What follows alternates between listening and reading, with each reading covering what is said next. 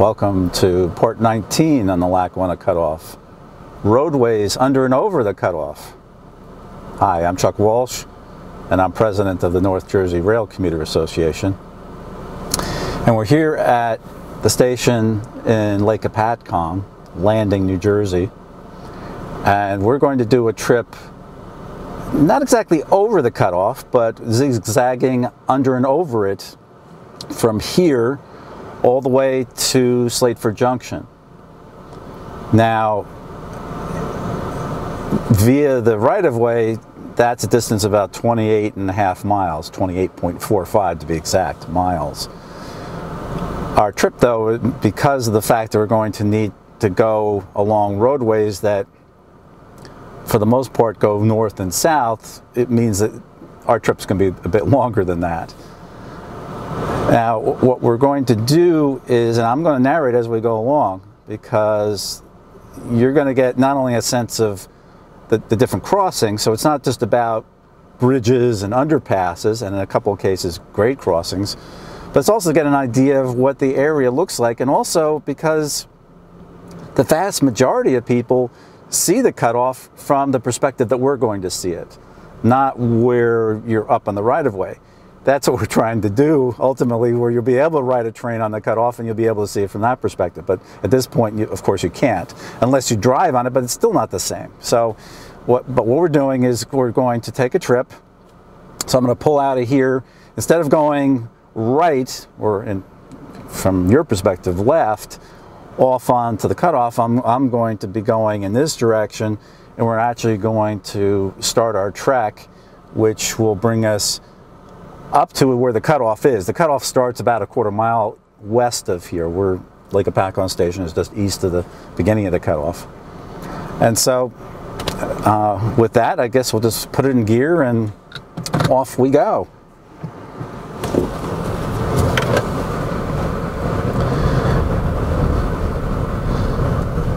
Now here at Lake Hopatcong, we'll actually talk about this because I've talked about this before, that the station here at Lake Hopatcong was originally built in anticipation of the way the cutoff would be built. Expansion from 2 to 4 tracks here because of the situation with the new line that was starting. And I've pulled out here, and this whole intersection, this building on the left here is going to come down the old concrete bridge that goes over the station area. This is Landing Road. We're now going on to Lakeside Boulevard. That's going to come down. There'll be a new bridge. So there's a lot of new changes that are going to be happening here. Lake Hopatcong is right here. When I talk about it being a stone's throw from the station, there it is. It's literally to our right. Now what we're going to do is, and I'll just point out that we're probably roughly even with the tower at Port Morris. So the cutoff we're in a sense already started westbound. But the thing is, though, because of some of these roads, we're going to have to do some U-turning and going around and indirect ways because there's no other way to do it. But we're going to basically show you the area. Now this is Landing, New Jersey. The Lake Hopatcong is off to our right. Once again, the cutoff is off to our left. We're going to go and take a look right near Port Morris. We're going to go and actually go under the Y track and then go under the main line as well.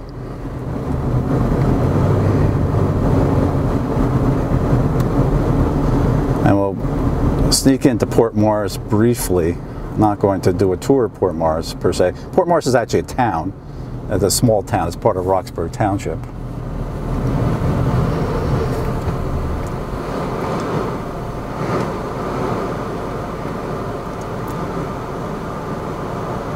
Now when the cutoff was sold back in beginning 86 by Conrail, it was picked up by two different developers, and one of them was Burton Goldmeyer, who picked up the, I'll call it the eastern section of the cutoff, a little over 1.5 miles, and that he was going to build, and I guess he did build some sort of development, and that's, I believe, off to the right here. And he was going to wanted to use the cutoff as some sort of access road. That never happened, fortunately. The cutoff was acquired. So we're just a short distance away here. We're going to see both, first the cutoff, the main line of the cutoff. You see the first bridge, the overhead bridge here.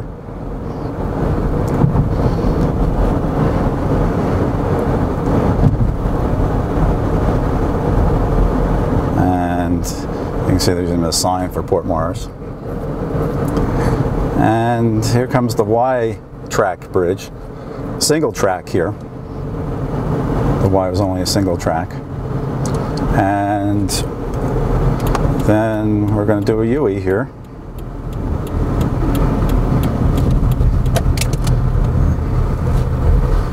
To get back in the direction in which we want to go. And we'll just pause as we do this because we will be passing by New Jersey Transit's entrance here to Port Morris Yard. It's just off on the right here. Their employee entrance. And Port Morris Yard is up on the right here, but the Y comes, now we're going the opposite direction, obviously. And now we're leaving Port Morris, and you can see 1910 up on the now we're leaving Port Morris and going into Landing, back into Landing. So there's a short part of the cutoff which is actually in Morris County. The vast majority of the cutoff is in Sussex and Warren County, and then a little short section in Pennsylvania that's in, I guess that would be Northampton County in Pennsylvania.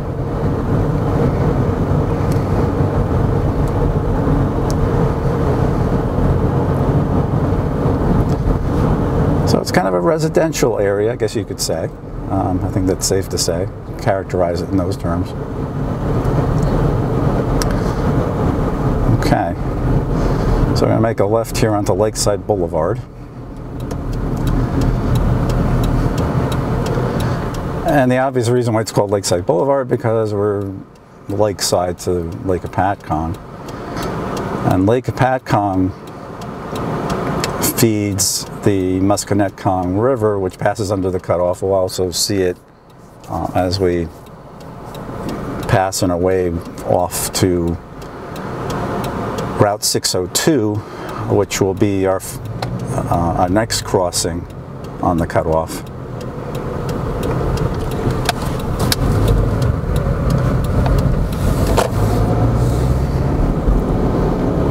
Hopatcong State Park, which is a big swimming area at this time of year, September. I wouldn't expect, I'm not even sure if it's even open, but it during the summertime when it's nice and hot, that they actually have to put signs on Route 80 when it gets full. They actually put signs that say that it's closed because they've run out of room because it gets so crowded.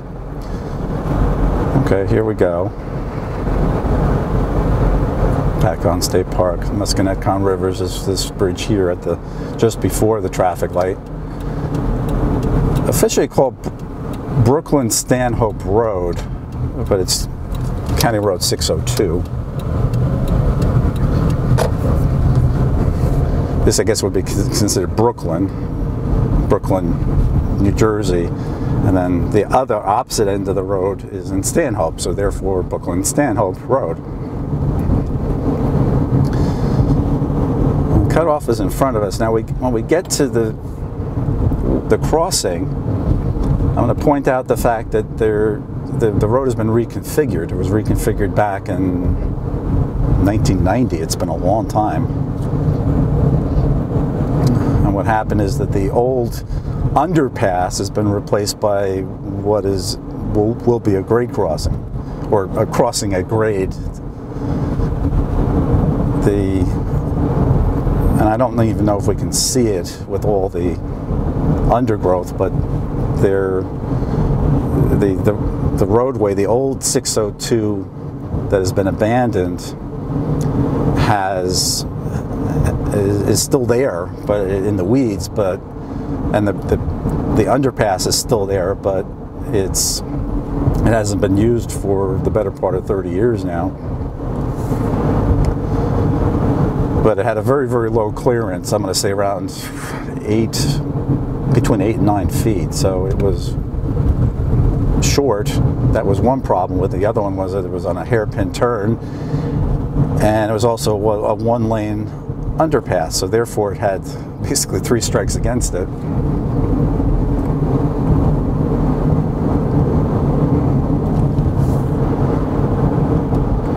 And made it basically, when the cutoff was abandoned, before that, I guess you can say the county planners jumped on it and made sure they were able to replace the road because, or reconfigure it so that you didn't have admittedly, the problems that were associated with that particular setup.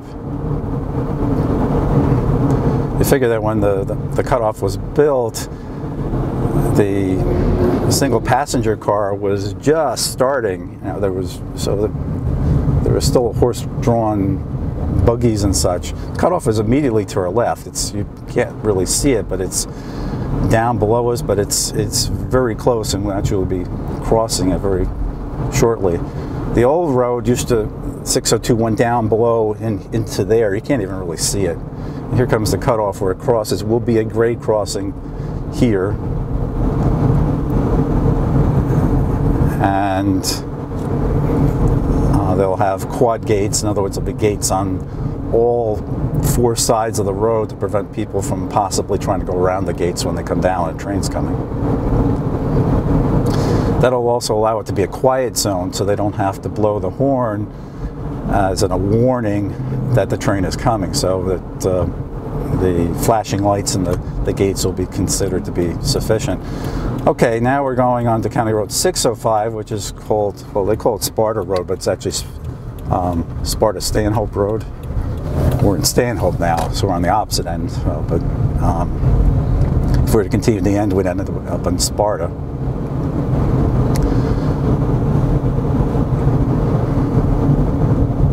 So in this case, the cutoff is off to our right, but we're heading towards it. We're about to pass Lenape Valley High School. That's very close to the cutoff.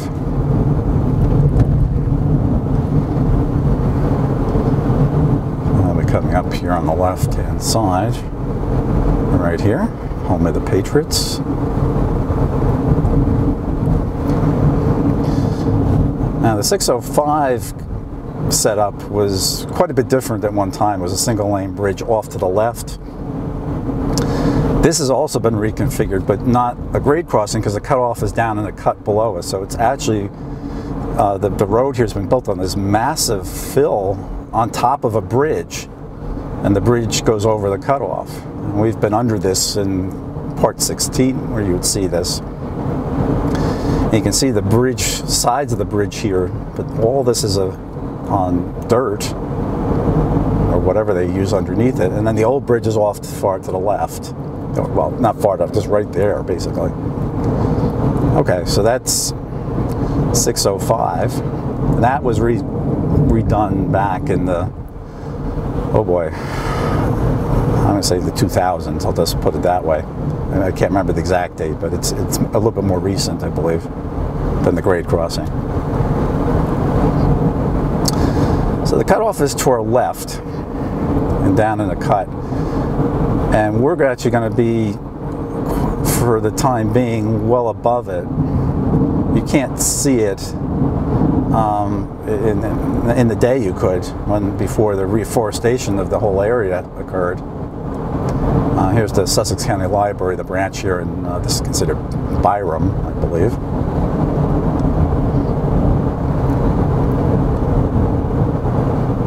Cutoff goes through a total of 9 municipalities. And we will, I believe, go through each and every one of those. I'm talking about in New Jersey now.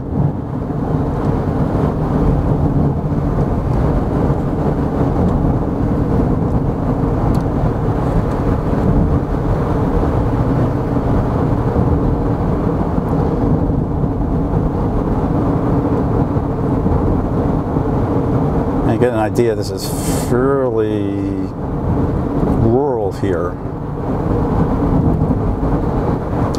Now we're still, the cutoff is below us, and then it's going to be curving away from us, but we're going to turn towards it, and we'll be catching up with it. But there have been photos that have been taken off of this area off on the left back when the cutoff was under construction, and you could see the cutoff. Maybe if the trees, if this were winter time and the trees were without leaves, you maybe be able to see through a little bit, but there's so many trees now, it's basically impossible.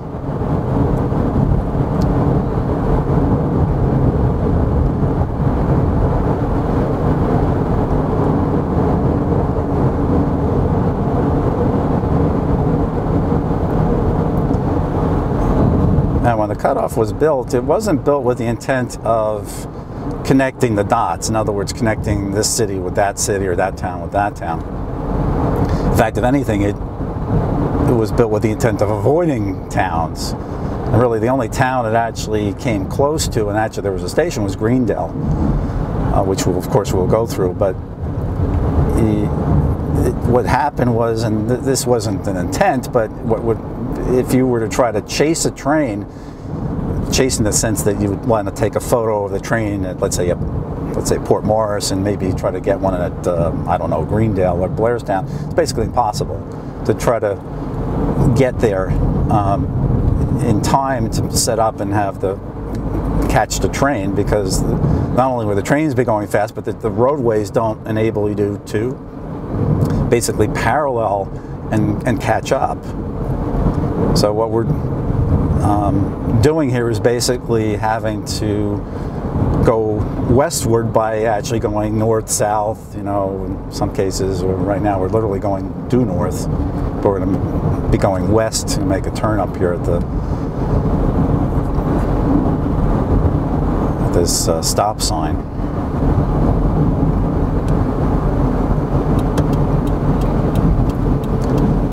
And then we go on to County Road 607. How do you like that? So we're kind of working our way up the numbers.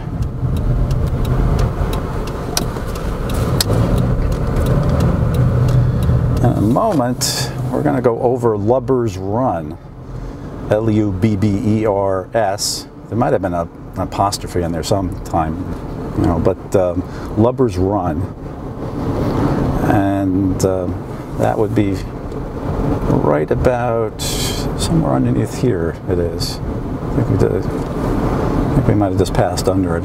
It's, now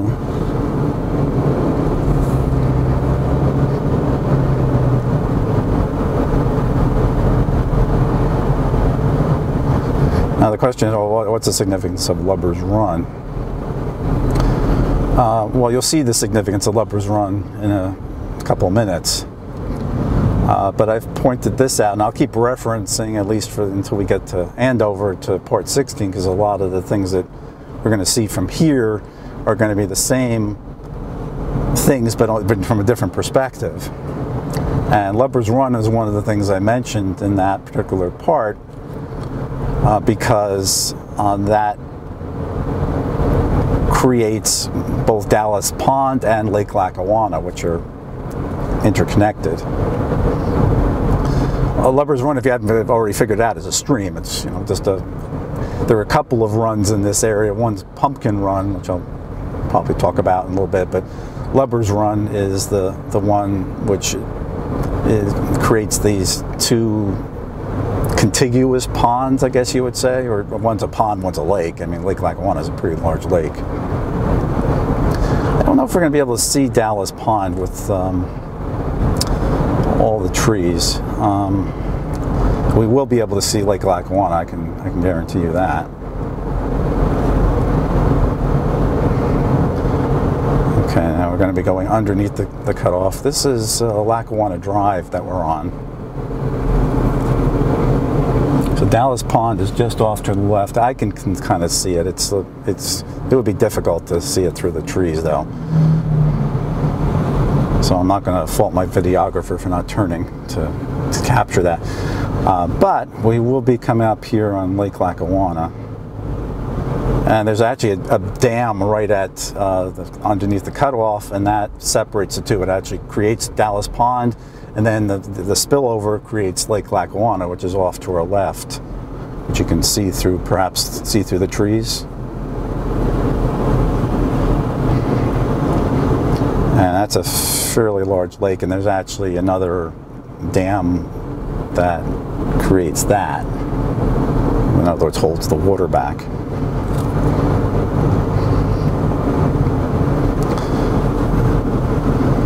See more of it here. And there are a bunch of houses that surround the lake.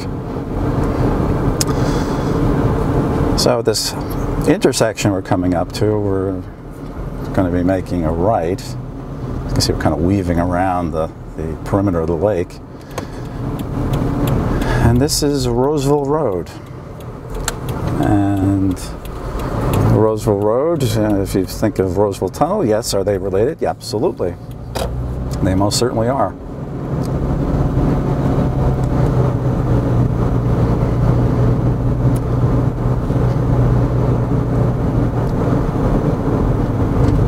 So we're now going to be coming, we're not now going due north again.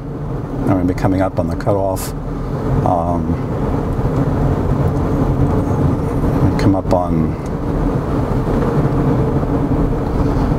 which used to be open years ago. I remember it being open, but Old Wolf Lake Road has been closed for it's been quite some time as well. But there, I guess this is considered Wolf Lake here. It's one of the, I guess, the borrow pits that filled in with water. A lot of lily pads now. But this was fed by Pumpkin Run, which is another run coming from the direction in which we're going right now. Lubber Run came from the north. Pumpkin Run came from sort of like the west here. So now we're surrounded on both sides. We actually parked here, you know, for one of our trips along the cutoff. I think it was during the construction part that we did. Okay, so this is our first underpass on Roseville Road. There are two underpasses and one overpass. It's the only road on the cutoff which has 3 crossings. So now the cutoff is on our left.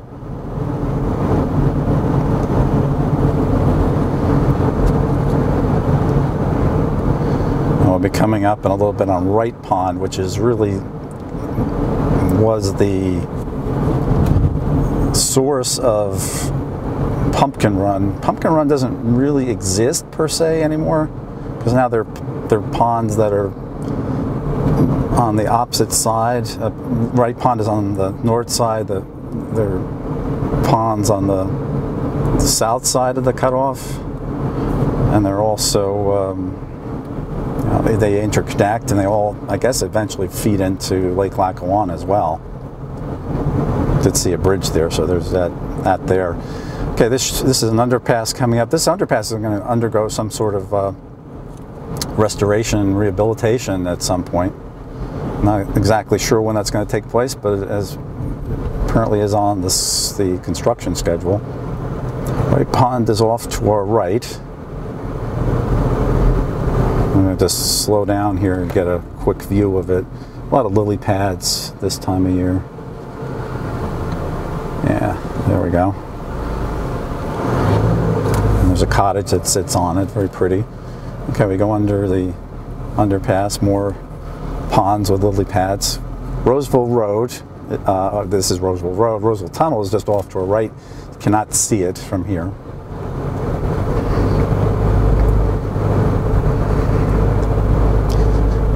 We'll be coming up on C.O. Johnson Park in Byram. That's probably the best way to access going above the tunnel, and then you can get to the bottom of the tunnel that way.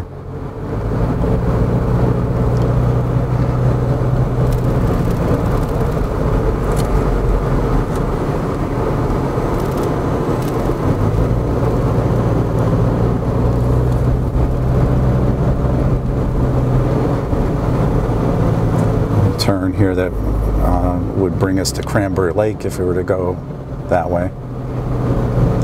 That was a big tourist destination on the Sussex branch, of course long gone, but just FYI on that. Okay, the park would be coming up on our right, and the tunnel is basically over yonder. It's in underneath that, I'll say that mountain there, or at least even with it.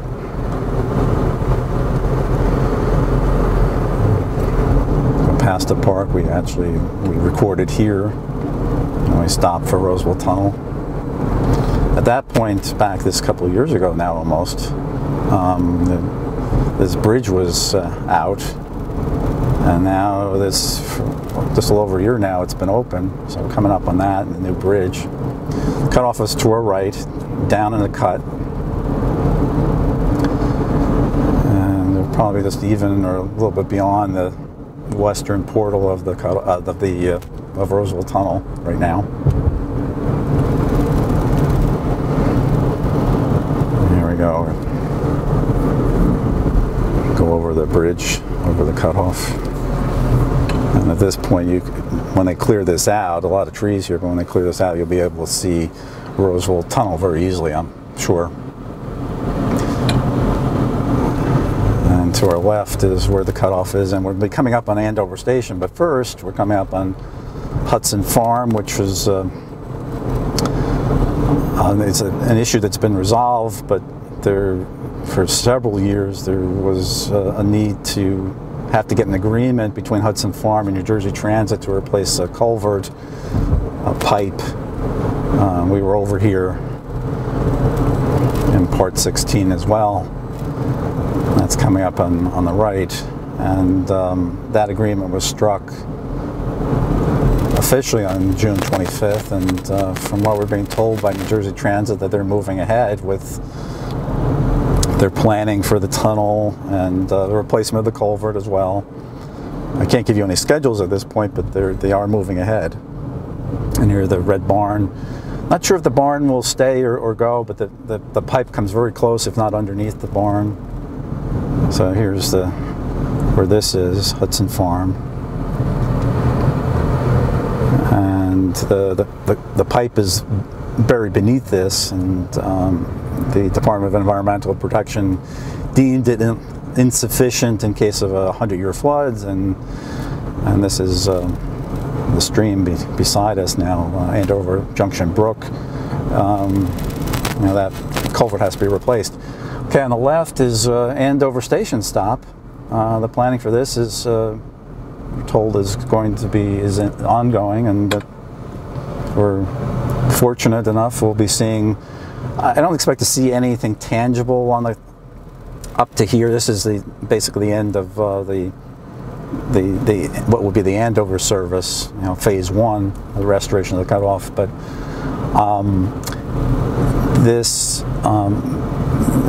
we won't see anything tangible in 2018. 2019, hopefully, yes, we'll see. Okay, so Roseville Road. Now we're going to actually head and get an idea how close, or relatively speaking, we are to the center of Andover, or to Route 206, which is actually in some ways, I guess, even more important, because that would be the main route by which many people, if they're going to use the Andover service, would access this site.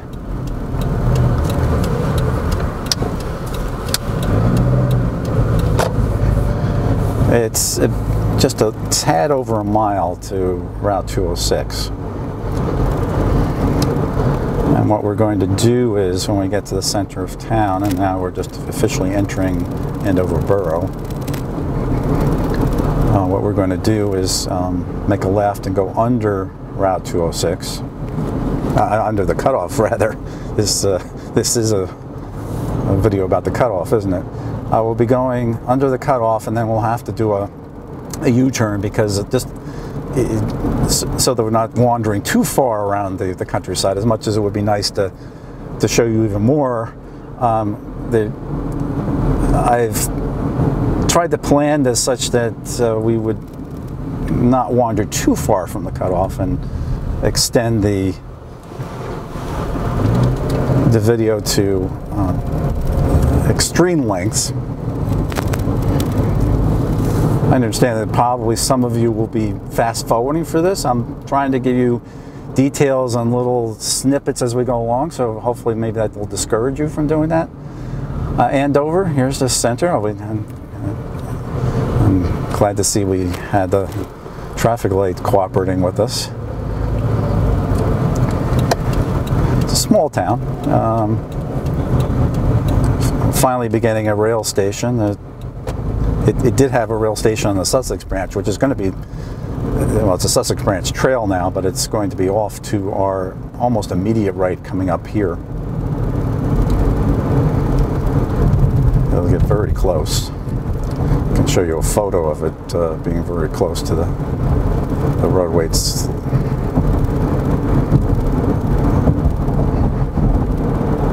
I think it's already, yeah, it's literally right next to us here. You can see that guardrail, and just to the right, so it's, and then it goes underneath the Peak West Fill, or actually the Peak West Fill has started. It started just west of the Andover station stop. Here we go, and under the underpass, another 1910 underpass. And what we're going to do is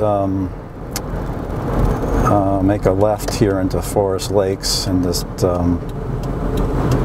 come back around so that we can continue back in the opposite direction, and you'll get a view of the 1910 underpass in the opposite direction.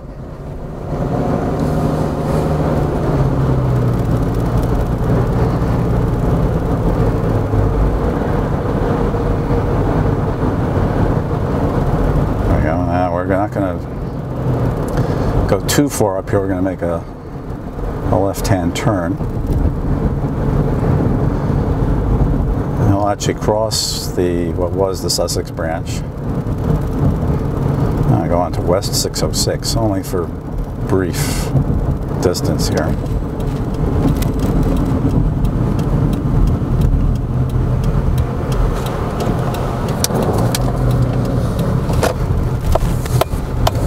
We just crossed over the Sussex branch right there, and then we're going to go through another underpass on this road, which is 517.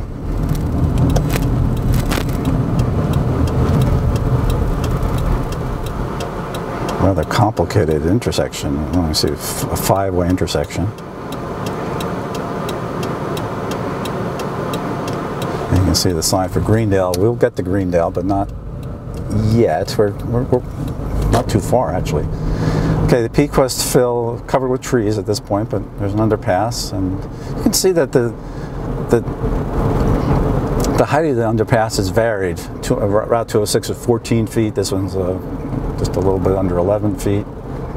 Old soccer field. My videographer Larissa used to play at from time to time.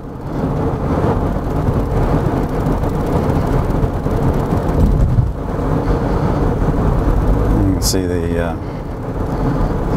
lot of agricultural type of land here, farmland.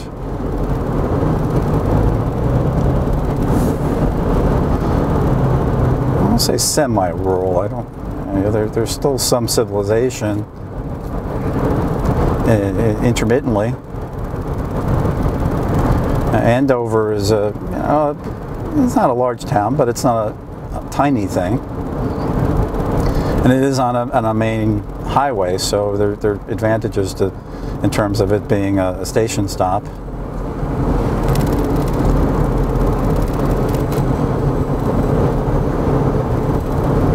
So we're going to head straight, and actually we'll be heading to Greendale.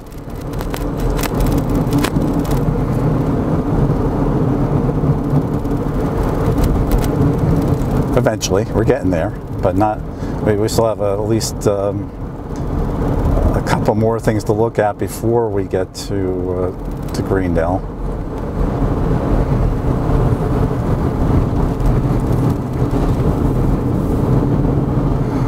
Cut-off is to our right. We're now going due west.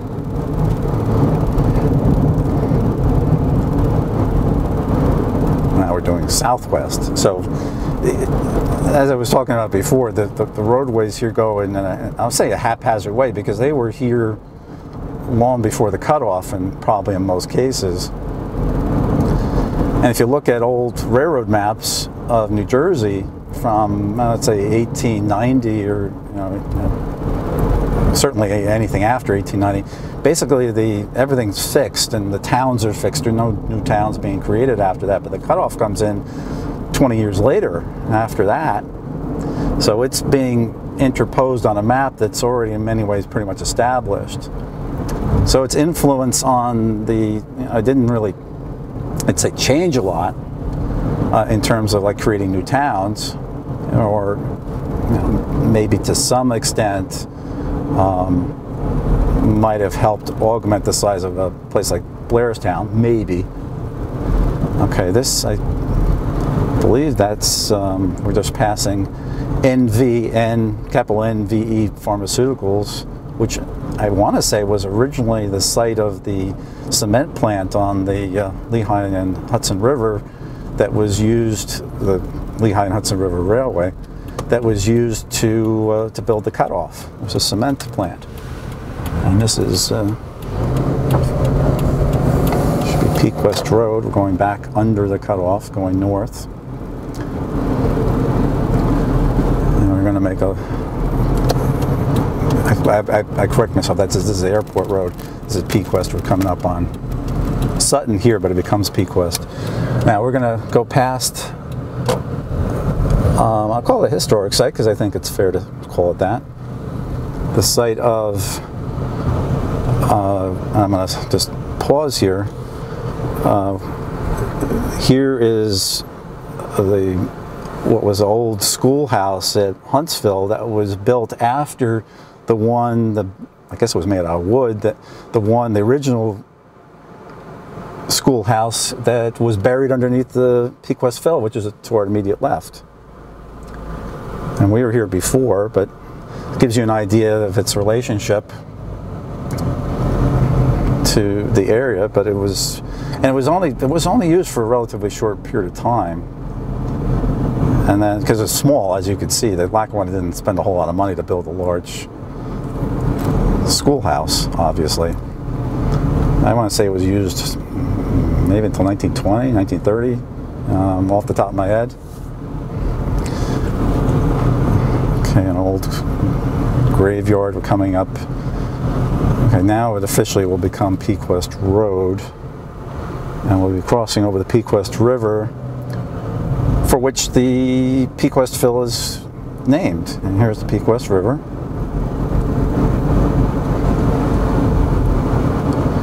And that'll meander off to our left here, and we will approximately parallel both the river and the cutoff.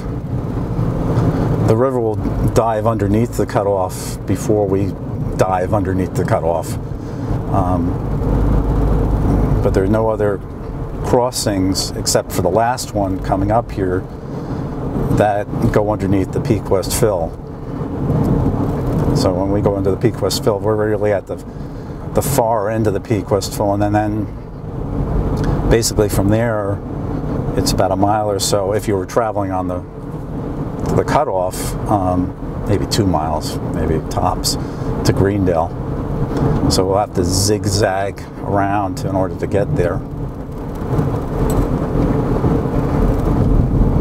So by now the Peak West River's gone underneath the cutoff, I believe. That's a guess from this perspective.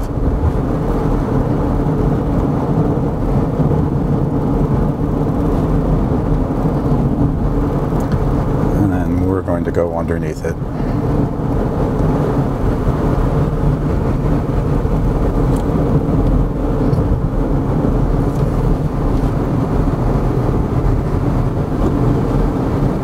Coming up right here we go. Underneath we go. Looks like 19. I couldn't really read that, to be honest with you, what the date was. It can only be either 1908, 1909, 10, or 11.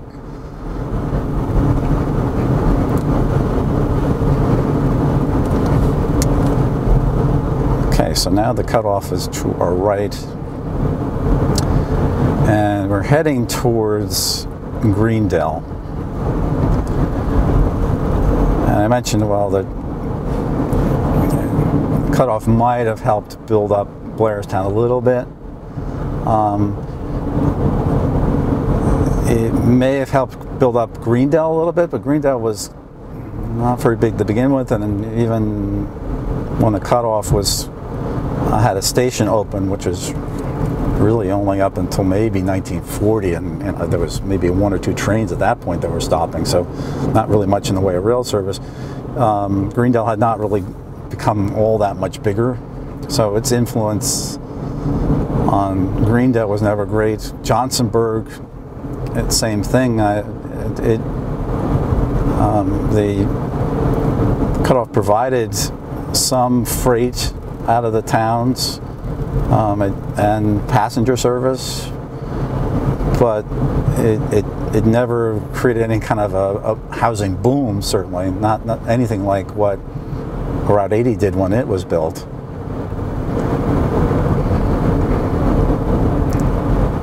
Route 80 opened in 1974, and that's to the extent that the population of the area increased. That's when it really occurred. If you look at the census figures for the towns in this area, they were pretty stable over the years, not a whole lot of growth.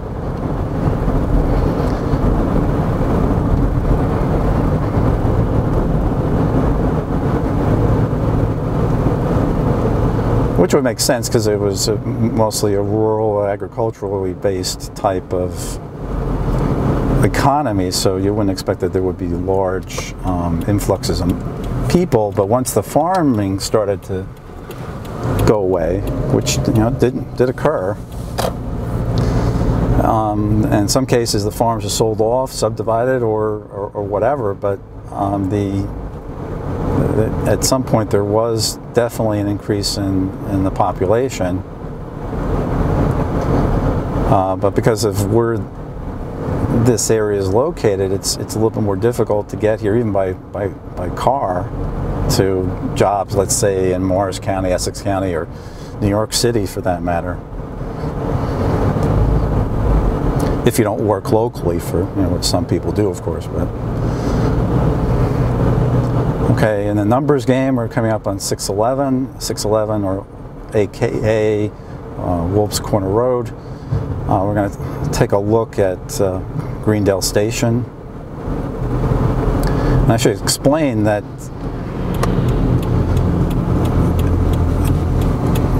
this used to be a crossing with a bridge. That bridge had already started at this point.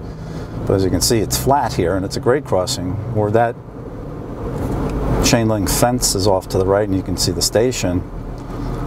This is all beneath this particular roadway, which was on an overhead bridge, and that bridge was removed around. I'm going to say around 2000 or so. What I'm going to do is go up here and turn around and head back, because we're going to make another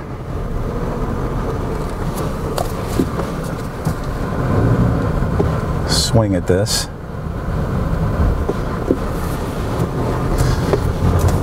The Lackawanna had originally, the engineers in the Lackawanna had originally proposed that this be a fill here, and this would have been an underpass. And President Truesdale, this is going back to 1909, 1910, somewhere in there, And President Truesdale rejected the idea. And apparently they knew at that point that there might be a problem. The reason why they didn't, that bridge was taken out, not only was it getting old, but the approaches were steep. And as a result, it couldn't be replaced by another bridge, as has been the case in other places where that has happened. This is Henry Road. This is it's an overhead bridge, so we're going over the cutoff again. Of course, it's beneath us at this point.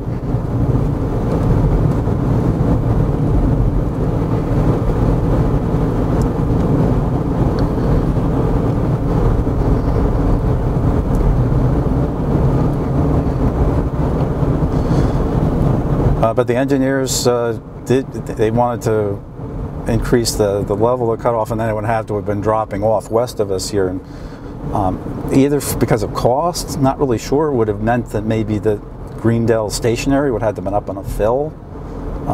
Don't know what the rationale was, because in retrospect it certainly made sense. And the fact the engineers brought it up, they understood that building a bridge like was there would be problematic. They did it, and it existed for 80 some odd years, but it was not replaced because of the deficiency in terms of the way I don't know, you call it the geometry or whatever, but the way the roadway would be configured, it would be dangerous.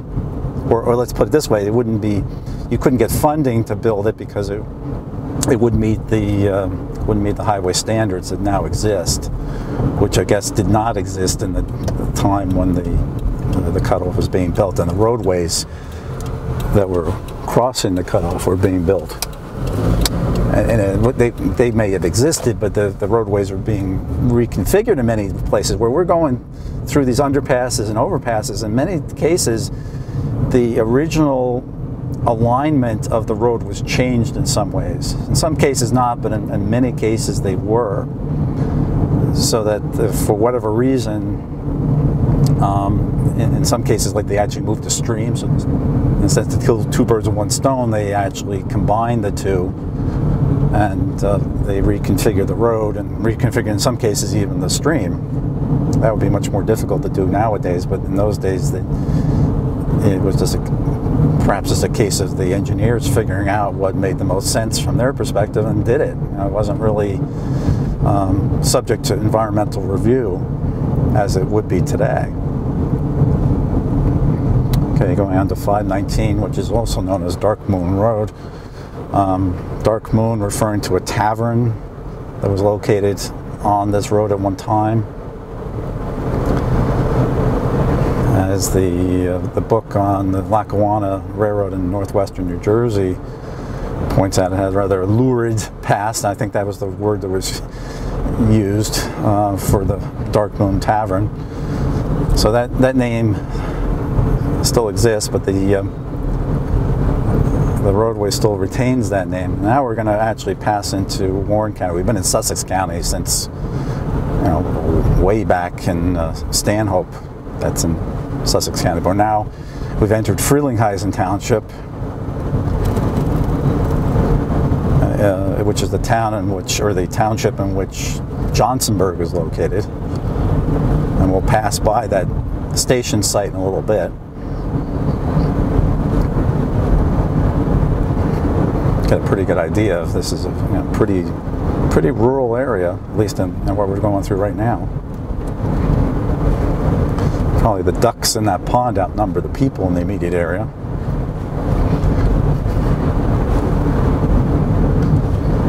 Okay, the cutoff is to our left, and we will be going under it in a short bit here. Narrow tunnel ahead, that's always a good indicator that you're probably coming up on the cutoff. Not too many narrow tunnels otherwise in this neck of the woods. Okay, Dark Moon Road. 1909. You wonder why were they different dates? Well, it depends when they were building the fill, if it's an underpass, depending where they were in the project. Some Some of the underpasses had to be built first. Well, they had to be built first before you put a fill on top of them, of course, but it would vary according to where in the project a particular section was being done. And 1909 would be one of the earlier underpasses, because there are a lot that were 1910, 1911. Certainly the bridges are often 1911 because everything would have been done by that time, but they could have been sooner.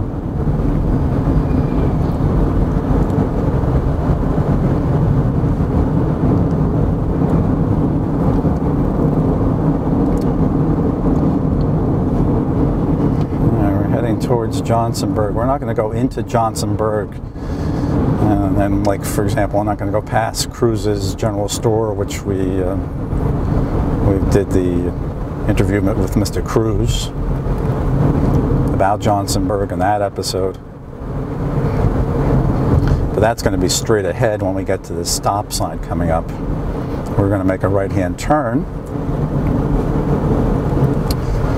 And you can see the kind of a little bit of what would be Johnsonburg, the little town of Johnsonburg. Okay, we're going to go back and now go under the cutoff once again.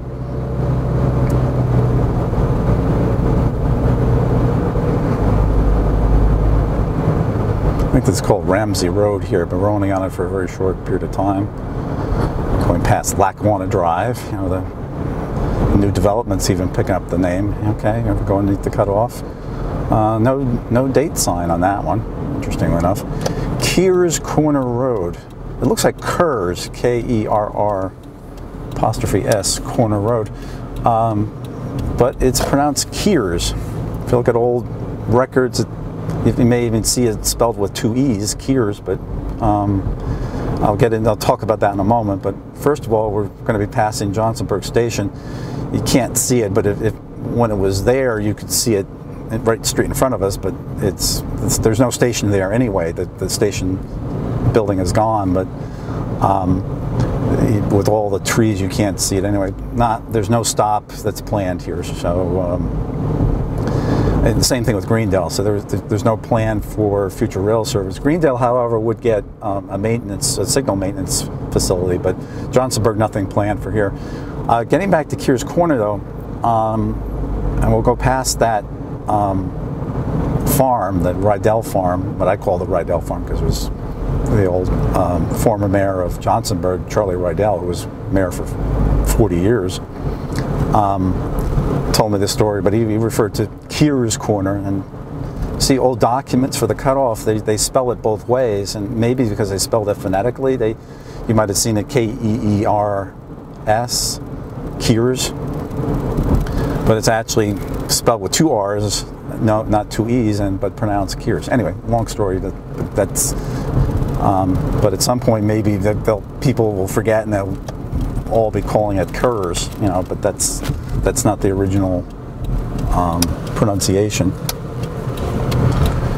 Okay, Mill Road. This is going to be one place where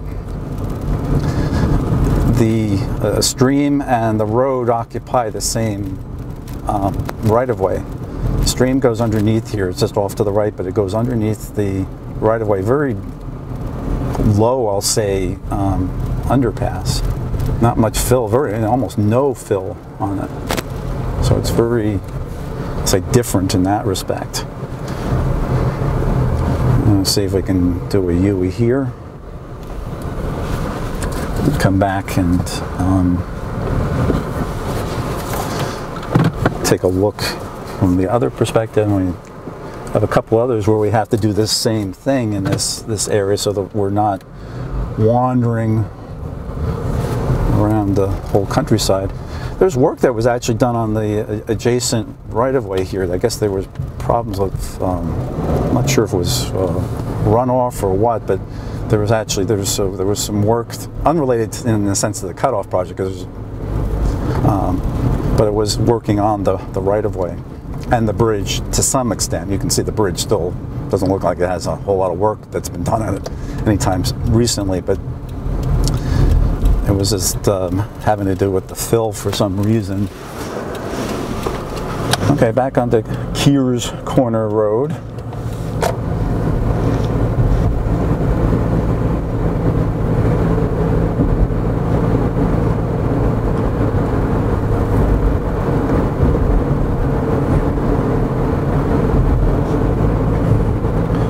We're still in Frelinghuysen Township.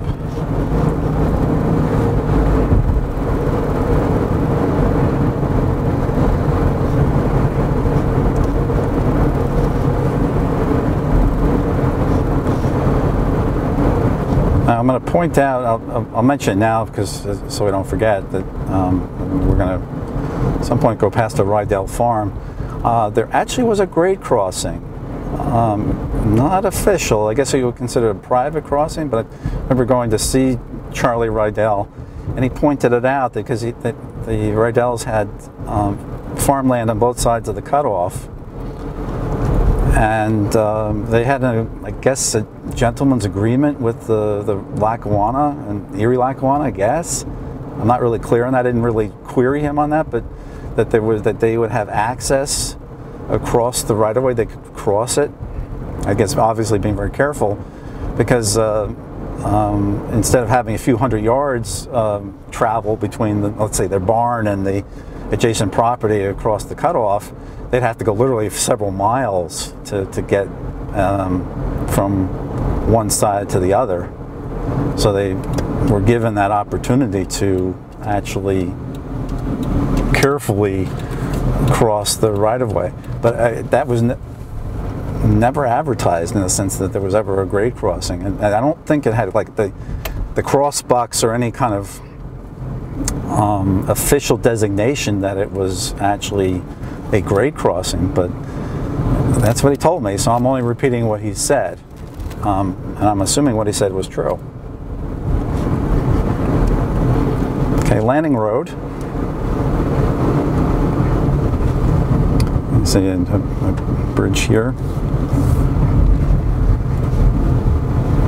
and one of these I'll call it humpback. I don't know if that's an official name or not, but it was where you have where the bridge is not really flat. I'm going to do another U-turn here to get our way back to the way we want to go.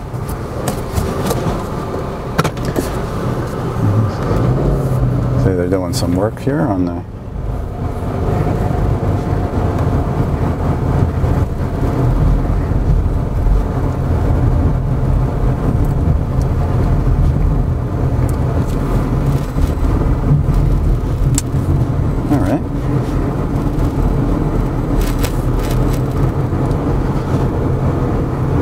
So I mentioned the grade crossing on the Rydell Farm. We talk about crossings. They're actually a total of 4 crossings that are not accessible to us. So I'll just mention them, but there's going to be no way for us to cross them. So, but we'll just say that they exist. They all relate to farms, so 3 of them would have been farm crossings, one of which would be the grade crossing, and then the 4th one was a cattle crossing, actually an underpass. We've already passed it, it's underneath the Pequest Fill, but that was a crossing only for cattle. I guess you could have driven through it, I don't know, but the farmers might have used it, but the primary purpose for it was to move cattle back and forth across the right-of-way, or in that case, underneath the right-of-way.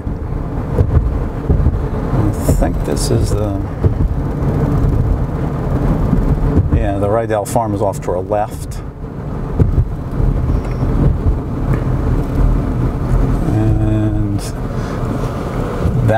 that house, and I told the story, I'm not going to tell the story now, but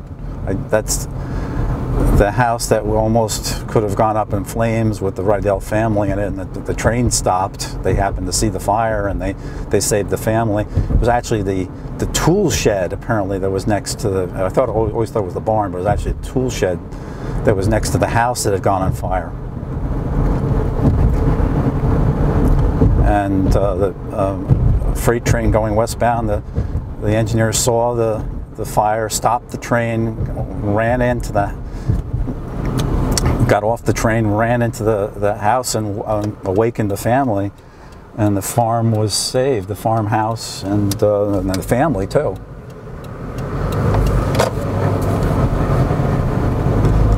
Okay, now this road, I'm not sure if we can make it all the way to the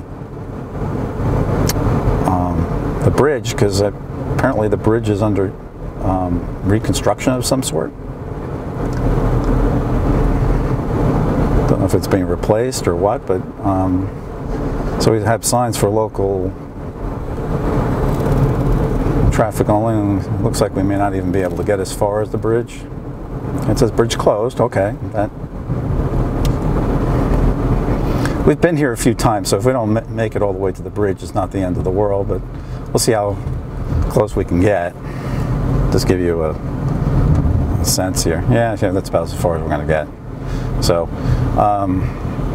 that's fine. So we'll do a U-turn here, but we were here for Blairstown episode. We were here for sidings on the Cut-Off. So we've been here before. We'll show you some of that, and that's fine. So, but it's good to know that they're actually replacing bridges, or at least doing work on them.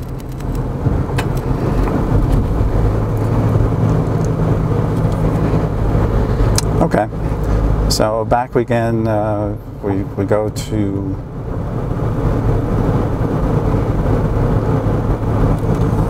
Let's see, what's next would be, I have to get to Kamp somehow.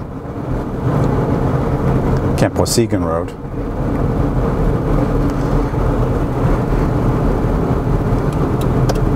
You can see the detour.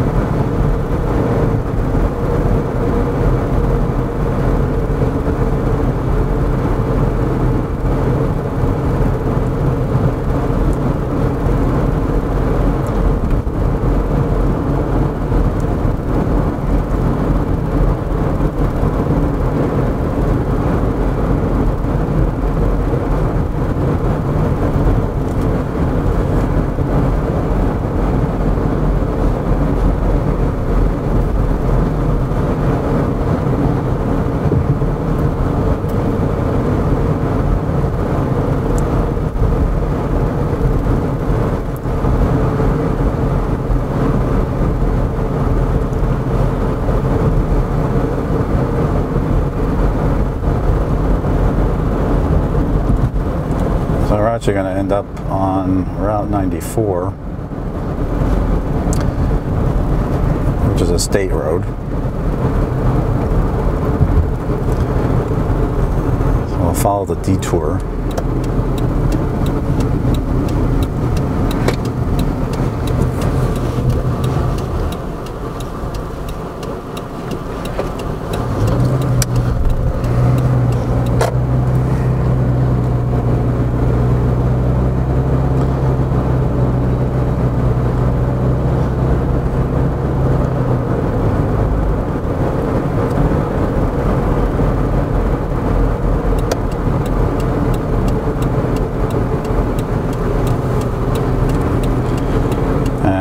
Brings us to Kamp Road, which is what we wanted to be on anyway.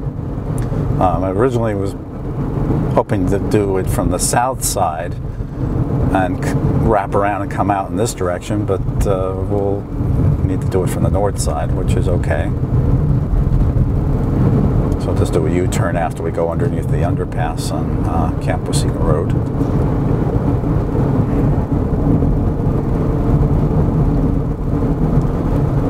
Doing a count, I believe there's a total of 37 crossings by some sort of roadway. I mean, that's also including the crossings for the farms. So there's a number of crossings, the roadways that cross under and over the cutoff. As I mentioned, in some cases they do it multiple times, such as Roseville Road. But for the most part, it's single. The road only crosses once.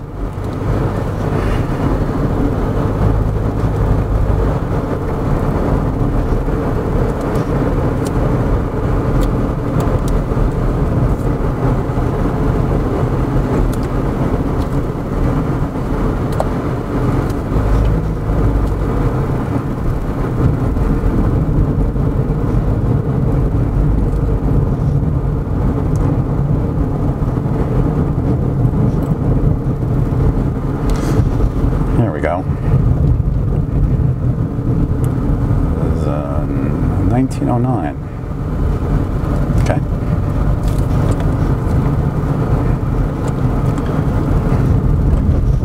Okay, we'll do a U-turn here.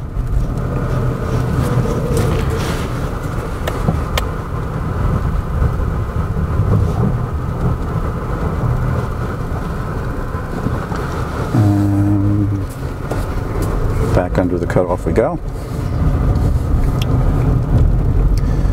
As you can see, these underpasses and the overpasses maybe there's not as big a variation in length, but the underpasses, the length was really proportional to the size of the fill above them.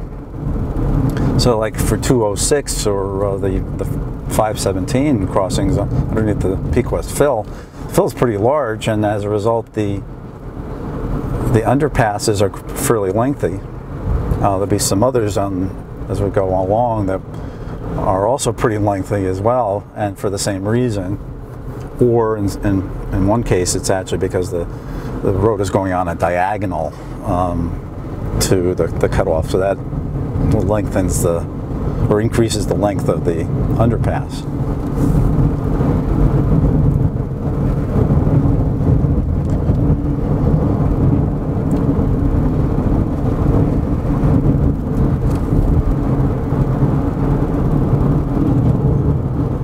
I think we're not sure if officially we're still in Frelinghuysen, if we're crossing over into Blairstown. We certainly will be in Blairstown if we are not already shortly. And today this weekend is actually the weekend that they have garage sales throughout the town, and Knowlton Township as well.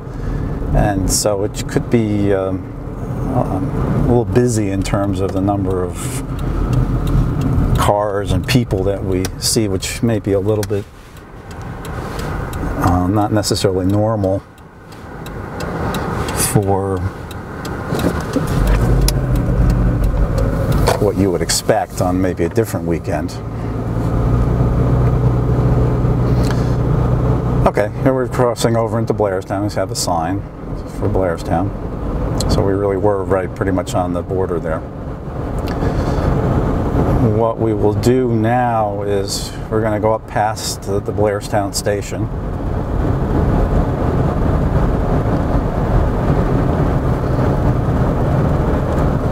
But we're taking Route 94. Route 94 actually, interestingly enough, pretty much parallels the Paulins Kill River, but also the New York Susquehanna and Western line that was here at one time, which is just off to our right, down below us. It's now a trail, the Paulins Kill Valley Trail, but if you're connecting the dots,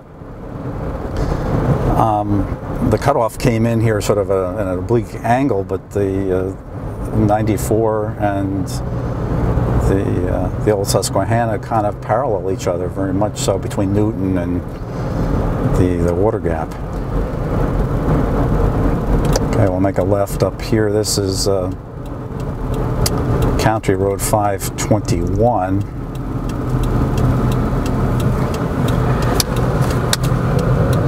Buck Hill Brewery. They have a microbrewery here, and popular spot, restaurant.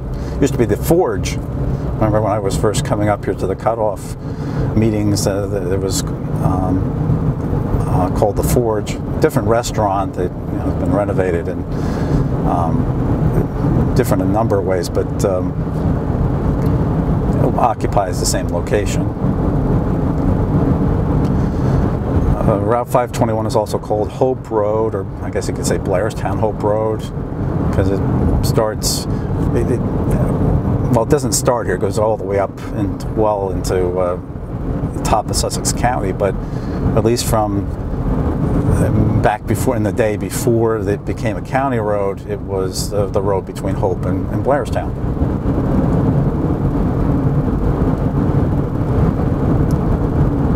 And the station will be coming up on our right. You won't be able to see it too well, but it's now a fitness center, I believe. It was been a recycling center for a while. Of course, back in the day, it was before became any of that. It was, and here is the sign for it, Blairstown Station. It was a radio station, and of course, before that, it was a train station. There are two bridges here. There's an original, and then there's a new bridge. And we're just going to go here, and we're going to turn around. But one of the bridges was added. This is kind of a long story, so I'm not going to. But basically, what happened was the one bridge was, as you can see, they're both narrow. I believe the one on the left is the original, and this is the add-on, the second bridge that was added. But the original bridge was a one-lane bridge on a sharp curve, and it was insufficient and had to be replaced. But the agreement was struck, well, we just add another bridge, and we can keep the same original bridge, and then historically not have to tear it down. But more importantly, not affect the integrity of the right-of-way below. In other words, not remove the bridge and put a fill in. In other words, a bunch of fill with a blacktop on top of it, a roadway. And so that's the way that was preserved. The integrity of the right-of-way was preserved that way.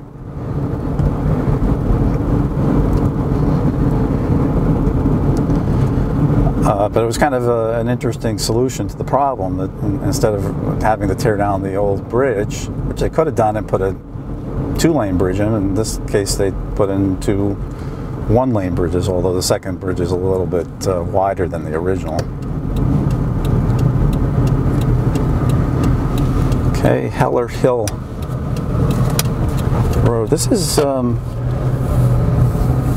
this bridge, and we're heading obviously towards the Cut-Off, which is above us. This bridge is kind of unique on the Cut-Off in that the bridge is on a pure straight of way, but it's kind of perfectly positioned so that it almost notices that it's a bridge, as opposed to where well, think of like Lanning Road, for example, where you have that humpback bridge. You'll see when we get here. It's so that of all the bridges, this is kind of the nicest in terms of if you're a roadway engineer. And you can see it's just nice and flat, and that's that. So once again, we're going to turn around because we would be going well out of our way if we were to continue.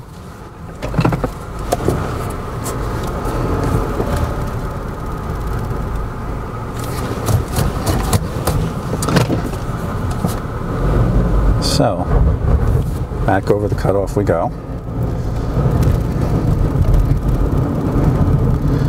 And I failed to mention, but I will mention it now, just east of the two bridges we crossed on Route 521, there's one of those cattle farm crossing bridges, overhead bridges. I can show you a photo of that. Not visible and not accessible, but it still exists. And there's actually another farm crossing bridge that's coming up. Once again, we won't be able to see that either, but that's west of us here.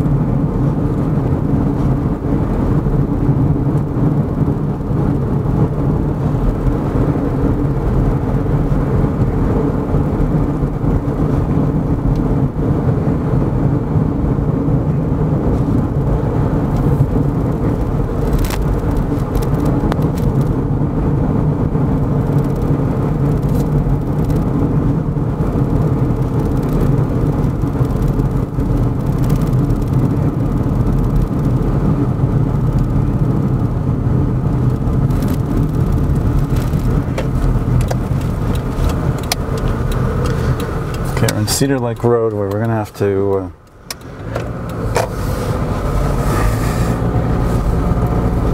make a turn off of this, because this does go underneath the cutoff, but there's one more road in between which goes underneath the cutoff, called Belcher Road.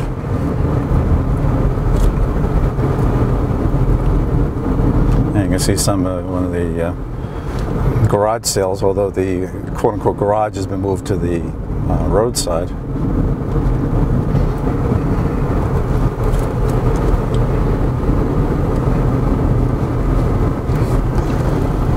Our letter carrier, or mailman, I talked to him this morning, and he said there were a couple of places he couldn't deliver because this morning, because there were cars parked in front of the mailbox. And I never knew this, but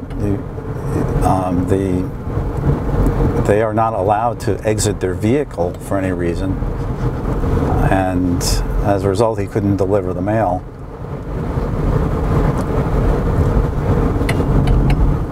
They're not allowed to exit their vehicle on the road. Of course, when they're making delivery, like he had a few things that couldn't fit into our mailbox, he had to go up our driveway. That's a different story. But on the road, he could not get out, if I understand what he was telling me correctly.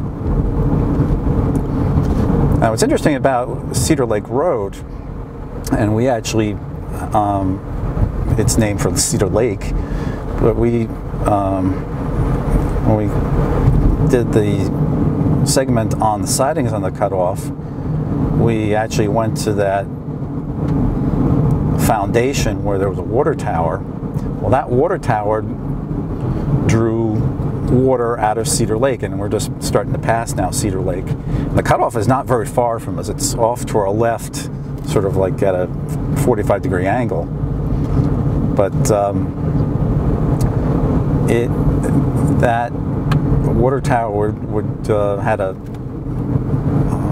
pumping system which went up from the lake and filled up the water tower for the siding, where there would be, let's say, steam engines that would be stopping there for water, presumably going mostly, I think, eastbound up the grade. We're still next to Cedar Lake. You can see a little bit of it here. It's kind of pretty. But the cutoff is just up the hill to our left. It's and somewhere buried down in through the woods is that the remains of that water line. that would be maybe another archaeological expedition we could do at some point, but that, from what I'm told, there's still some remnants that exist of that.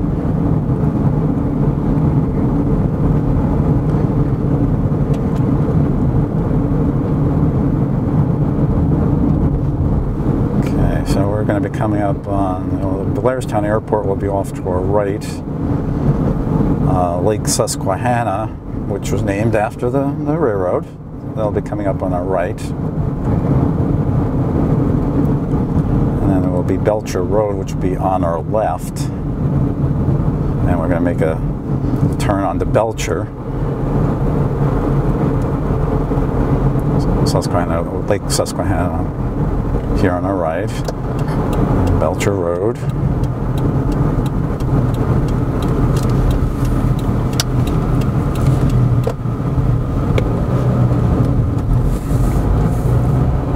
This is an area where the cutoff is well above the surrounding train, at least the surrounding train below.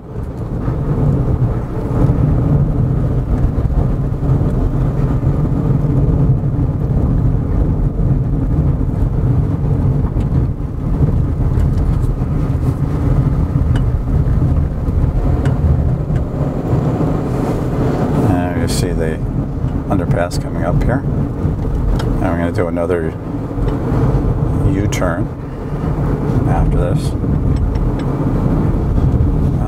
1909.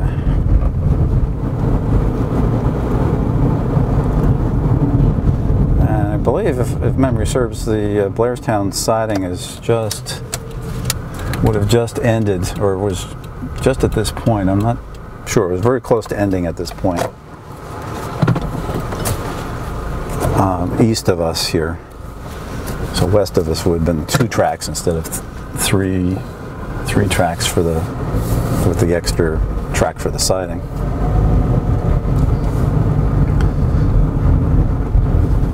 So this underpass actually has lighting. Not all of them have lighting.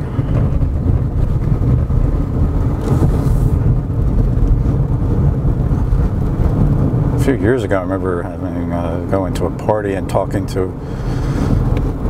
one of the workers who I guess working for Warren County, and they've been assigned at times to patch up or do work on the underpasses. In some cases, I guess because of leakage, or where you're getting water coming through, and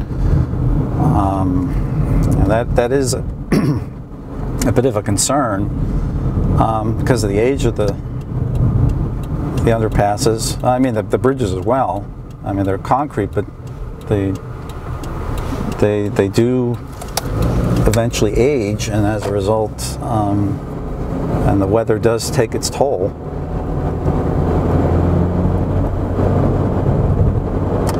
Okay, so now we're heading up. This is Cedar Lake Road. We're going to go under. I call this a tiny underpass because it's sort of like a little bit of a bridge. There are a few of them out here that are like that, and this is one of them. It's a narrow underpass, but it's not really much to write home about. It's a little thing here, and this one's 1910.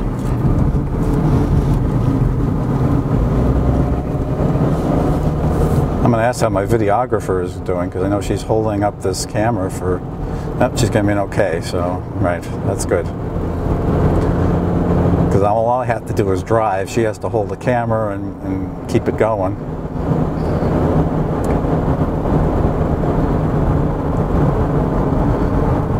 Right, so what we're going to do is we'll go up and wrap around, and then we're going to kind of come back over by what was called Molasses Junction. We talked about that in the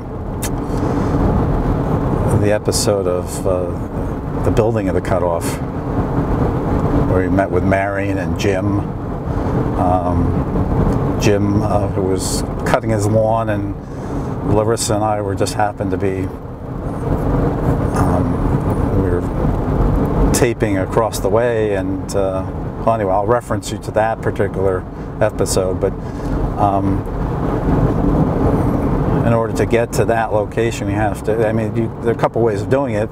Actually, two ways of doing it, and we're doing one. But this brings us out in the forward direction. Another county road, 655.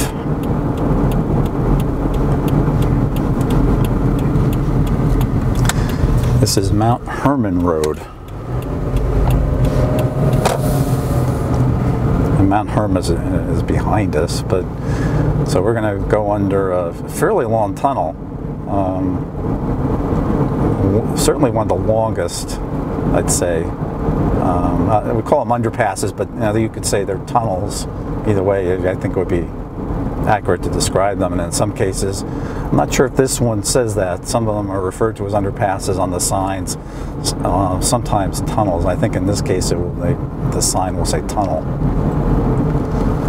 Clearance of 11.6. It's more than enough for school buses, but some the tractor trailers would be restricted from going through here.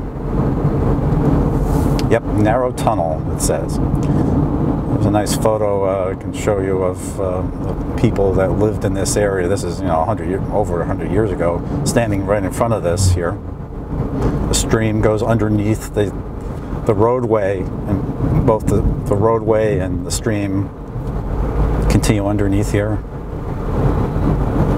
And off to the right here is where Maren and Jim live.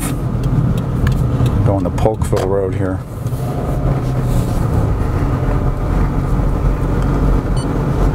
So now the cutoff is off to our left.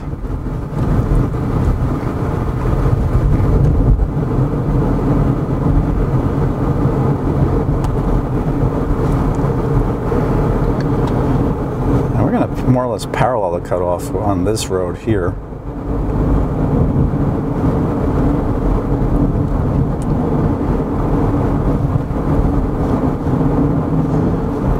Molasses Junction was named for a man who was basically sold a bill of goods that having to do with a recipe for molasses using rhubarb, and it didn't turn out too well. But at least in terms of the history of the area, the name stuck. At least it was known as such at the time of when the cutoff was being built. But that building we passed there, there was actually a couple buildings that were associated with the construction at the time. Was actually a hotel that was there, long gone, but it was right there. I can show you a photo of that. See the Delaware Water Gap straight ahead of us. That's our ultimate destination.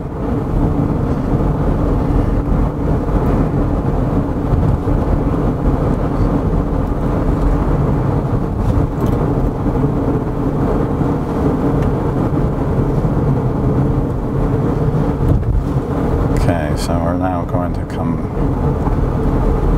to a three-way intersection here. I'm going to go up here, and then we're going to do another U-turn.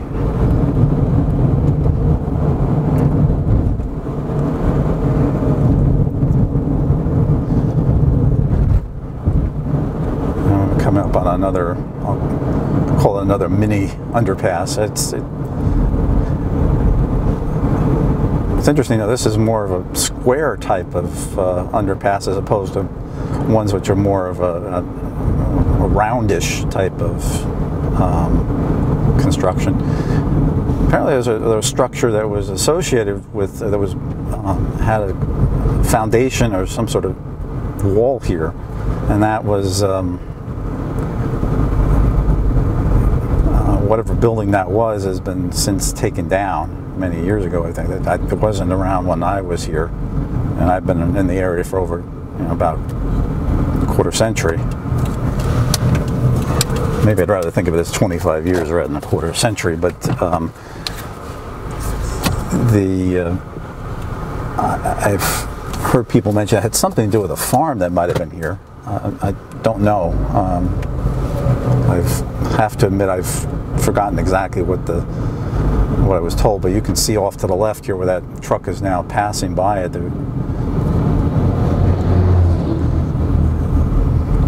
There was something here that it looks like it would have been built out of the same concrete, so it was a structure that was in some way, I don't know if it was related to the cutoff or if it was out of an agreement for whatever they were doing with the cutoff, that they built the concrete wall there.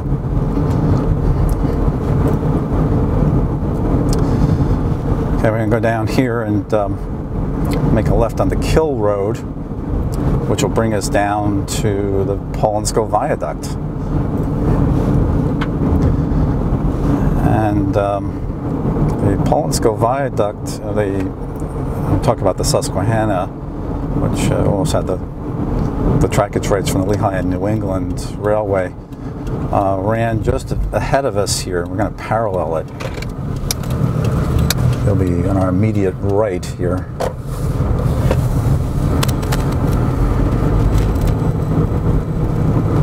It's literally to our right here,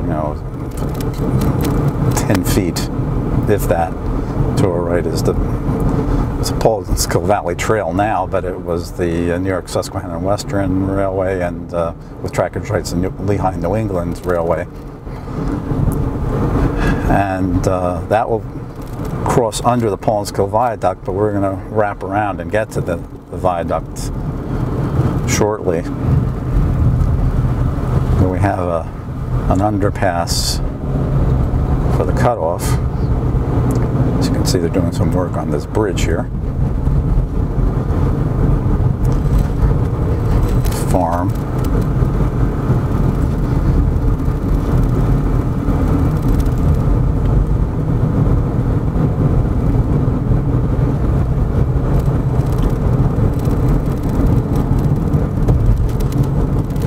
I was on my bicycle on this road years ago, and it's behind us now, near the right where the farm building was, and in the distance, I'm going pretty fast, and in the distance I can see what appears to be a snake that's across the road, and I'm going too fast to stop, because if I stopped, I'm probably going to stop right over the snake. So I just, so I'll just keep going and hope for the best.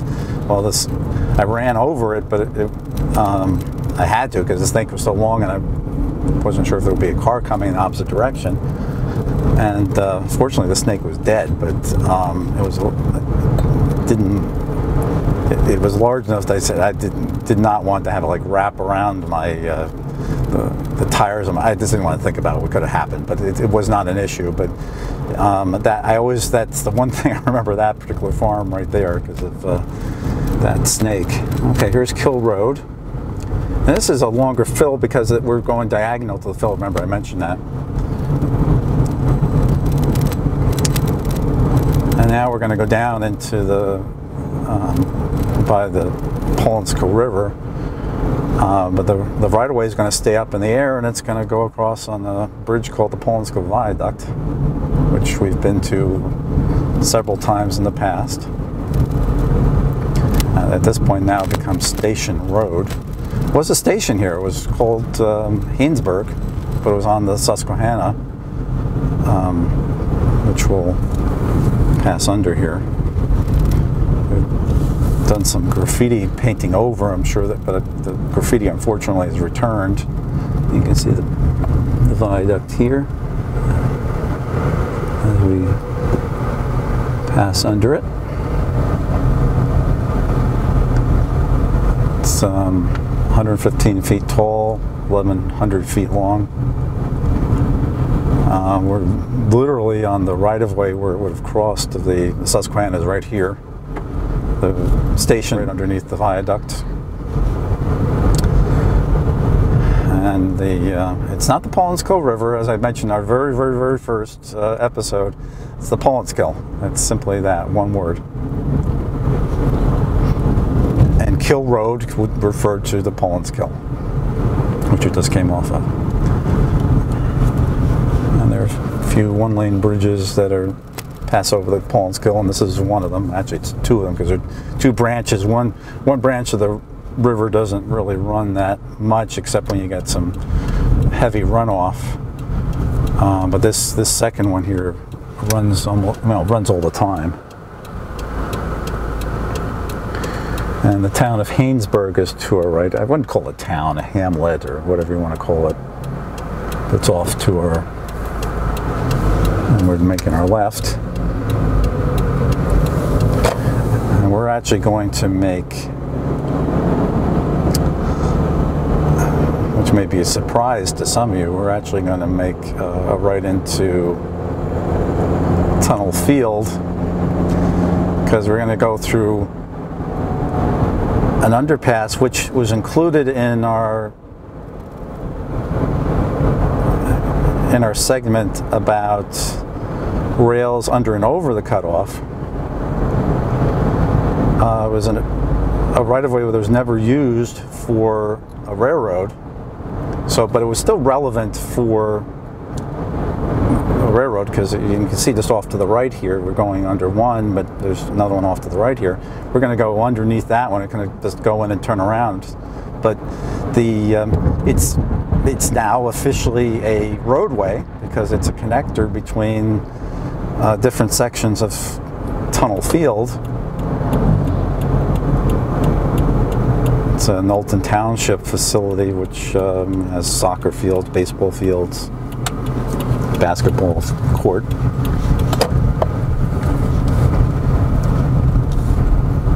But this was to be used as a railroad right-of-way. It was never used. The Lehigh New England Railway opted to continue to exercise trackage rights over the Susquehanna, which goes over just to our right underneath the viaduct. The viaduct is not quite a half a mile from where we are to our right now, east of us, a third of a mile maybe. And this is Tunnel Field.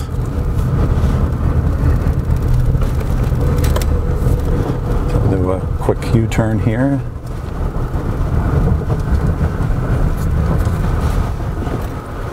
And continue back out.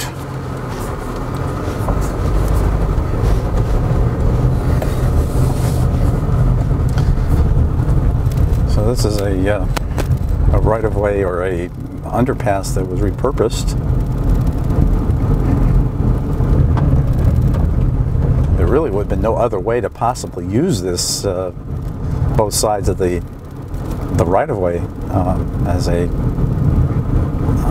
as one facility. It would have been impossible. Well, you could have, I guess, via 94, but it would have been inconvenient, to say the least, and dangerous. Whereas this way, it allows you to stay off of the main highway. So that's really a nice thing. Speaking of Lehigh New England Railway, we're going to come across their old crossing here. There's a bridge which you can't see. It's coming off at a was it oblique angle, a 30-degree angle, off from the left. And right where that car would just cross, that's where it crossed right here on a grade crossing. And it would go off into the bushes here, right about here, where we just crossed. And that went straight as almost straight as an arrow towards Pennsylvania, and we'll cross under it, but we'll see. We'll go into Columbia just briefly, and I can point out where it went through, but it crossed on a bridge and went into Pennsylvania, into Portland, Pennsylvania.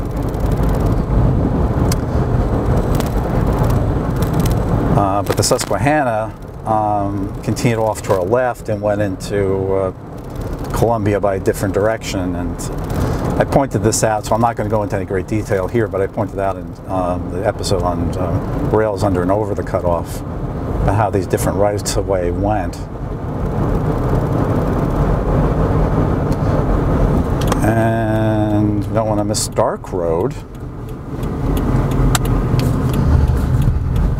And this is the Brook Hollow Winery that's here. That's only come up within the last 5 to 10 years. It's really blossomed into quite a nice facility. You can do weddings. Of course, it is a winery, so you can wine test here. Taste test wine.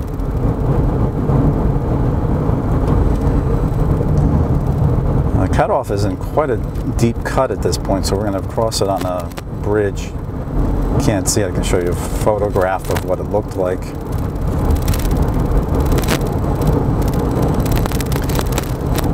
It's a narrow bridge.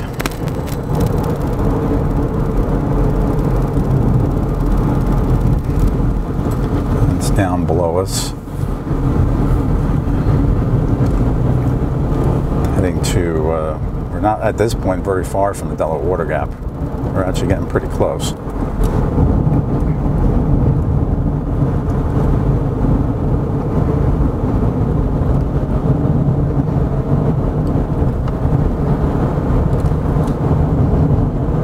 You can see there's some residential housing here. It's you get like a smattering of ruralness and a little bit of suburbia to some extent. I mean, we're very close to exit 4, at least when Brook Hollow certainly is very close to, moving away in the opposite direction, but very close to exit 4 in New Jersey on Route 80. So from that perspective, it's convenient from highway access.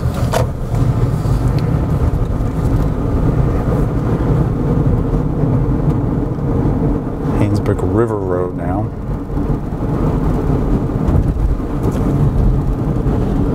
And we're going to come up on the, we're not going into the Delaware Water Gap yet, but we're going to do a little bit of zigzagging here, as we've been doing. In order to have done the 28.5 miles, and we're not yet to the end of the 28.5 miles, but in order to have gotten to where we are right now, we've gone over 48 miles on roadways.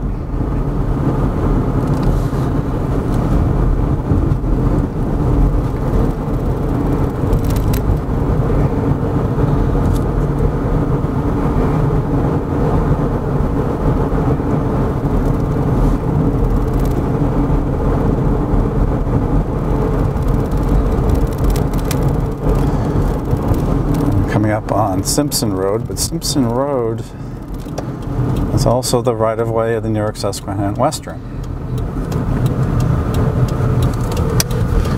or at least part of it was.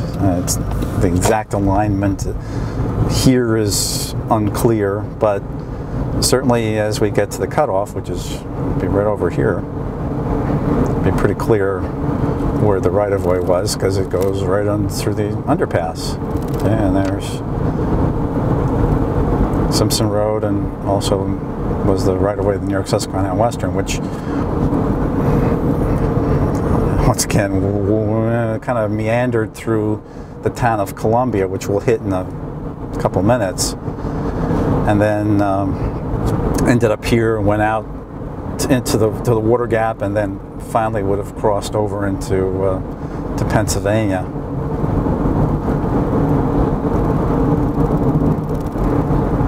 Unfortunately, they don't let us make a right-hand turn here. Don't I have a stop sign? I'm not really sure. All right.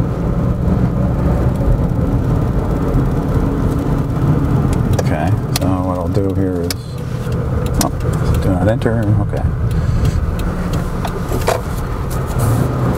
Okay. Now we're actually going to, no trip in this area is complete without at least a short jaunt on Route 80, so we get on to Interstate 80. We're going to go underneath the Delaware River Viaduct.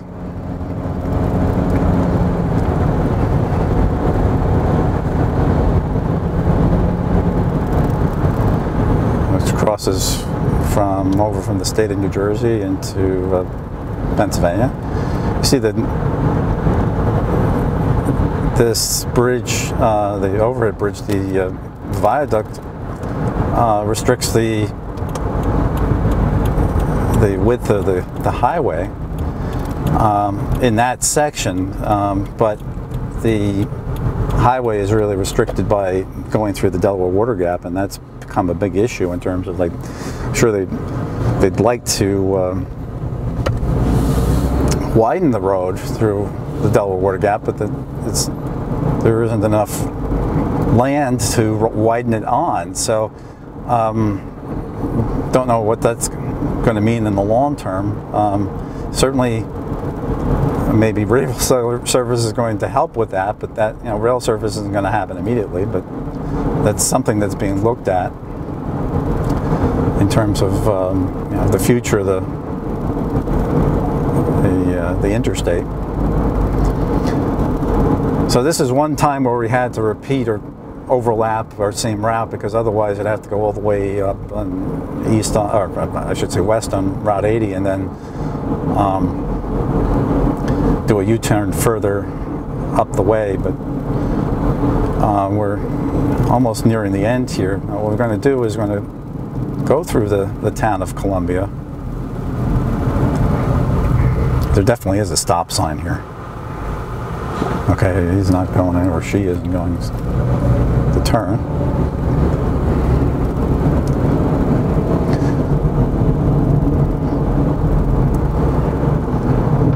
Because the plan is that we'll go into the town of Portland and then go south and then wrap up at Slateford Junction. But before we do that, we have to get to Portland.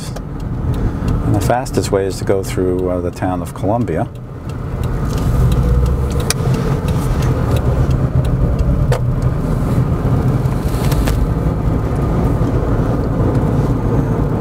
It's amazing to think that that the town of Columbia had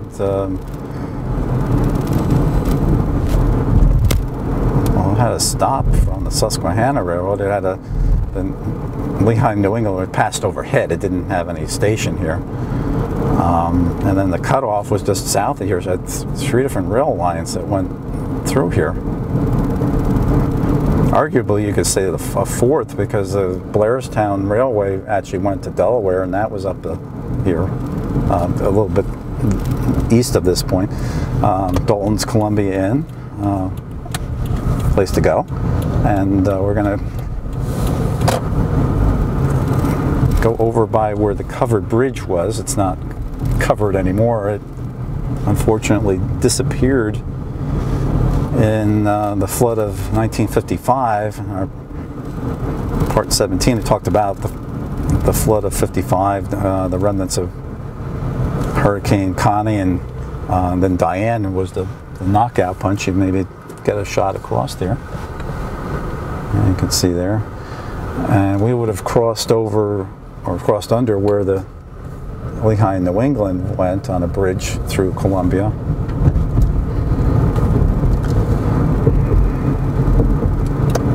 We can get back to I'm going to go to the bridge, but there is a place here, and I think it's right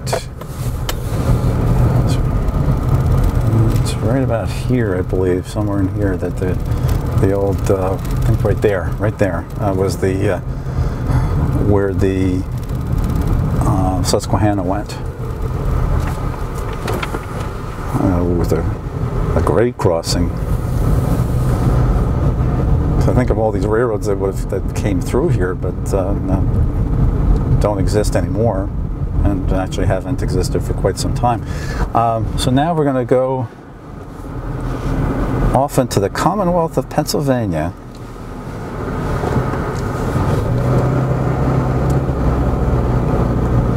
Across the what we refer to as the Portland Bridge. I guess officially it's like the Columbia Portland Bridge.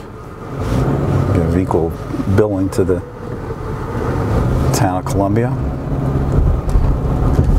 The Lackawanna Old Road we will cross over. The Delaware River, of course, we're crossing over. And that's, you're getting a shot of what is now a footbridge, but originally was a covered bridge. Covered bridge you could actually drive across.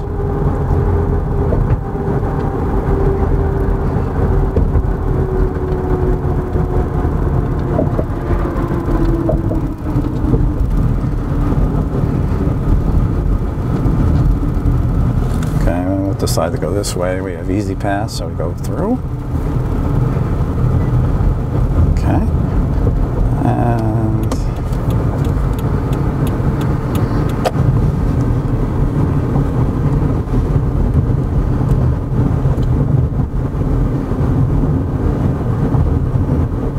wind our way down to another Route 611, but this is in Pennsylvania, and this is a state route. Unlike 611, Wolf's Corner Road, which is a county route in New Jersey and Greendale. Go into the town of Portland, we'll see the train station.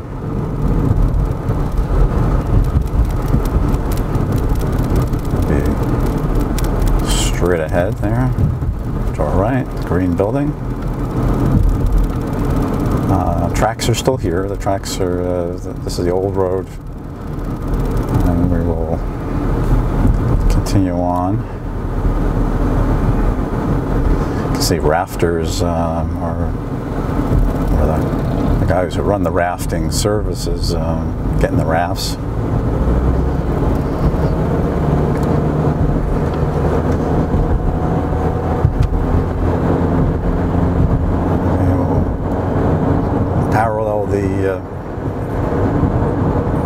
The old road a little bit here.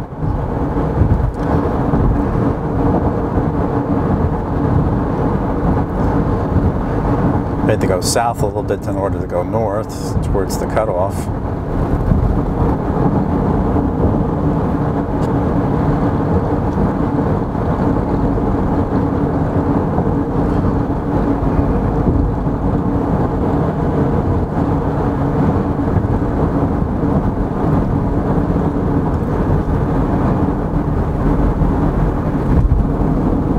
Roadway here,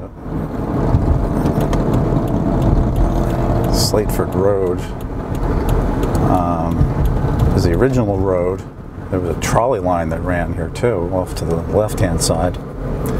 But where we just got off of Route 611 was added to later. I think they call it the $1 Million Highway. You see the right-of-way, the old road, and then through there you can see the Delaware River Viaduct. Nice open shot there. And since our last episode here, there's actually been some activity on the railroad because of a washout near Naog Tunnel.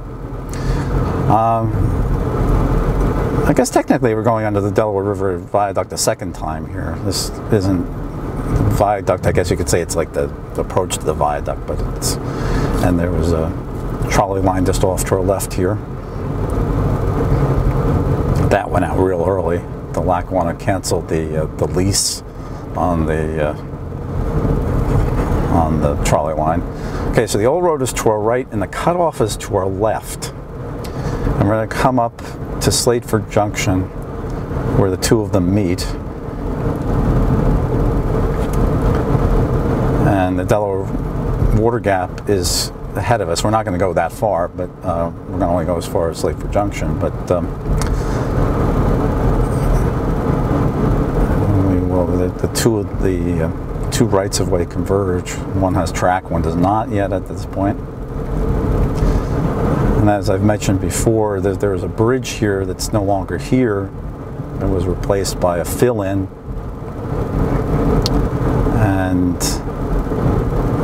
it's just before we get to the Slateford Inn, or just after the Slateford Inn, I should say. The Slateford Inn is off on the right here.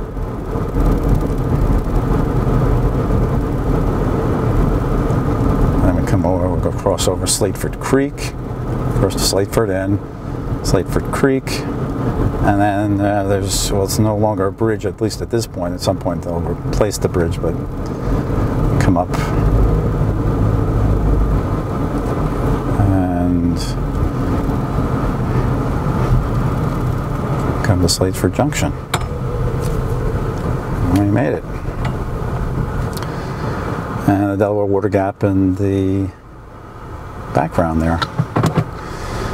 So 28 28.5 miles, 54.2 miles to try to parallel the cutoff, or at least, you know, to get a zigzagging view of all the different underpasses, overpasses, and grade crossings. Actually, we had a couple of those as well. So this is the end of part 19. This is you got a totally different view than we've provided in the past of the cutoff. We've gone through, well, this is the 4th county, 2 states, and the length of the Lackawanna Cut-Off. So I hope you look forward to our next episode, which will be episode 20, part 20, on the Lackawanna Cut-Off.